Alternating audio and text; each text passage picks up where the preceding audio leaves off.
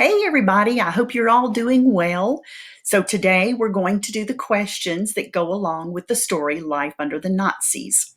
And the questions, you'll get some of the information from the text, and some of it you're going to have to think about and come up with your answer. So, do your best. Here we go.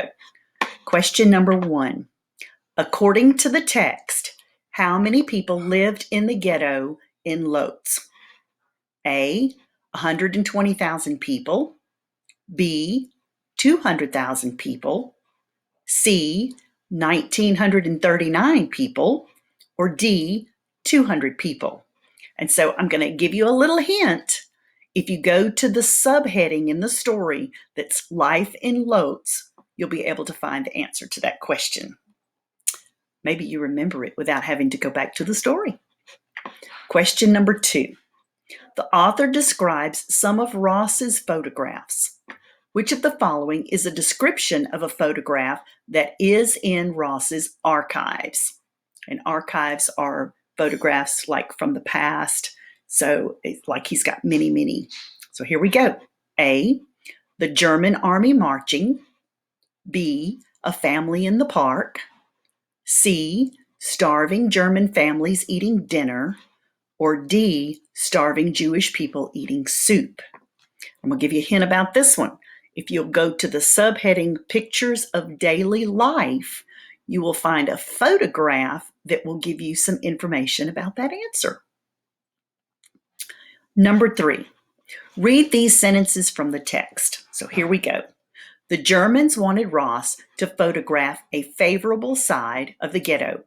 Many of Ross's photos show well-fed families, tailors, and doctors at work.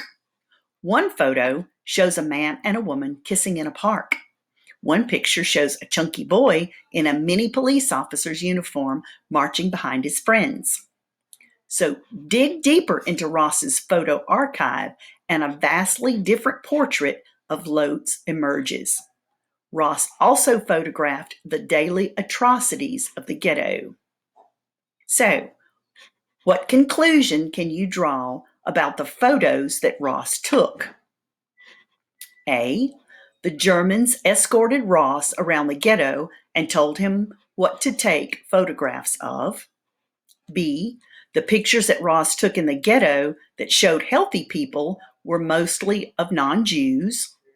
C, Ross had a difficult time finding atrocities to photograph in the ghetto because suffering people were hard to find. D, Ross took some pictures that made the ghetto seem like a good place to be, and some that showed it as a terrible place to be. Okay? Question number 4. What can be inferred from the text? A, there often was not enough food for people in the ghetto.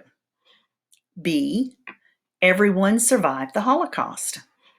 C, life in the ghetto was easy for all Jewish people. D, survivors had good memories of living in the ghetto. Number 5. What is the text most likely about? A, Esther Brunstein's life. B, Henrik's photographs of life in a Polish ghetto during the Holocaust. C, how to take photographs in a Polish ghetto during the Holocaust.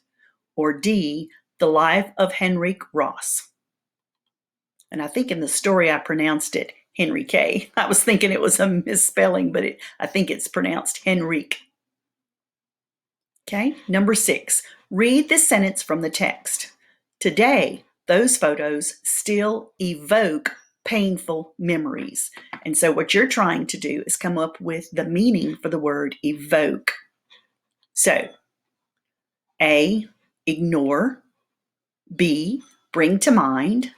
C, forget. Or D, get rid of. Okay? Number 7. I'm going to tell you 7's going to be an easy one because there's only one word that really fits in that sentence grammatically. Ready? Henrik Ross's son gave the collection of photographs to the Archive of Modern Conflict. after his father's death in 1991, but his father's death in 1991, so his father's death in 1991, because his father's death in 1991. I think y'all can figure that one out. Number 8. According to the text, how many European Jews were killed by the German Nazis during World War II? And if you go back to the beginning of the story, you'll be able to find the answer to that question if you don't remember. It's a horrible amount. Number 9, and I think this is the last one. Based on the text, why did Ross most likely bury some of the photos he took during the war?